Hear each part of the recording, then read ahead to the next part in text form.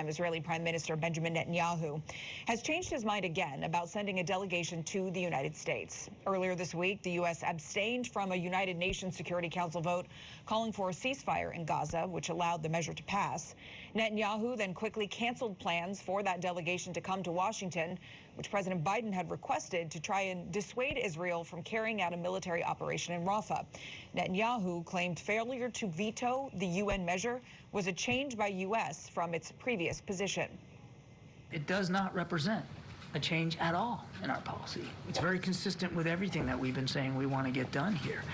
And we get to decide what our policy is. The Prime Minister's office seems to be indicating through public statements that we somehow changed here. We haven't. And we get to decide what our policy is.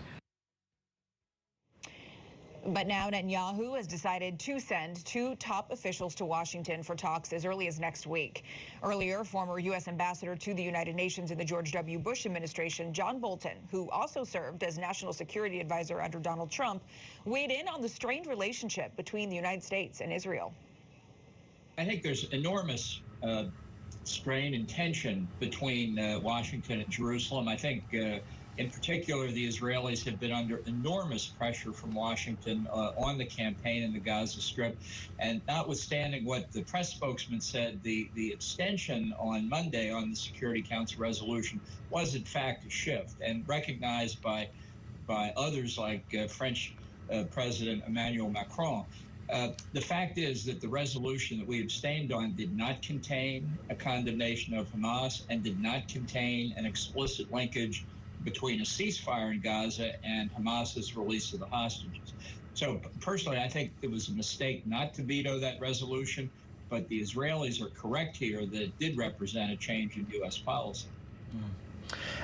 And I'm curious, you well know that Biden, now that we're neck deep in election season, is facing some protest vote back here at home from Muslim Americans who feel like he's been too aligned with Israel, and certainly he's worried about politics heading into November.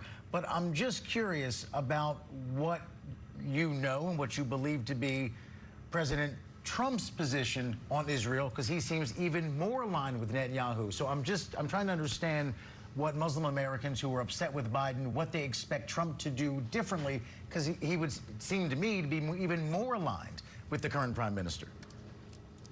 Well, I think you're correct to say that Biden is trying to navigate through a real political minefield here in the United States for him. And unfortunately, what that has done is make our foreign policy more incoherent.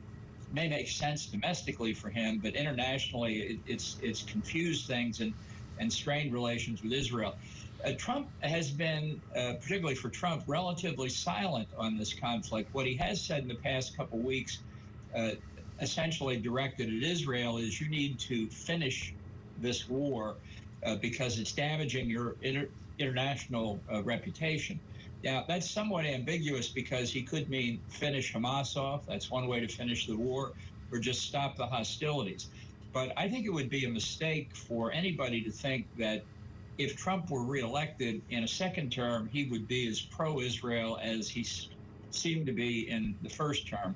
He's very transactional. He doesn't have a philosophy. He doesn't follow ordinary lines of policy analysis. And I think these somewhat ambiguous comments on Israel in the past few weeks indicate he's not as sympathetic to Israel, at least in the current circumstances, as one might have expected based on his first term statements.